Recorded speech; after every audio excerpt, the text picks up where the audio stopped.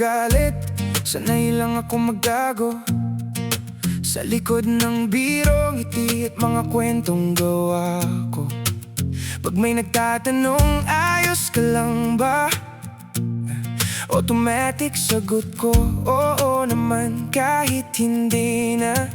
Hindi ko sinisisi kung bakit ganito ako sa dami na nangyari. Natuto lang akong manahimik lalo, mas madaling ikulong kesa ipaliwanag. Kasi kahit magsalita ka, hindi rin naman agad maiintindihan lahat. Sa salamin ko, hindi ako tumatagal. May mga parte na ayokong harapin kahit sandali lang. Kasi sa bawat tingin, may bumabalik na alaala na pilit kong tinatabunan.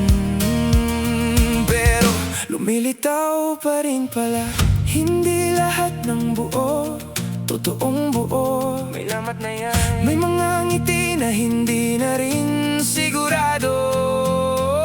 Pinagdikit ko lahat ng piraso, pero may bitak pa rin kahit anong ayos. May kulang sa loob ko, hindi mo makikita sa labas, pero ramdam sa bigat. May mga sugat na hindi na humihilom, basta-basta kung anong nakikita mo. Hindi yun lahat, itinatago pa. May mga kwento na hindi ko kayang ilabas. Hindi ako naghahanap ng awa o simpatya, hindi rin ako naghihintay na may biglang aayos ng lahat ng dala.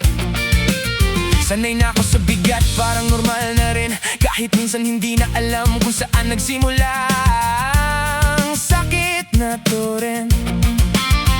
May mga gabi nagising pero wala sa sarili, tinititigan lang ang kisame.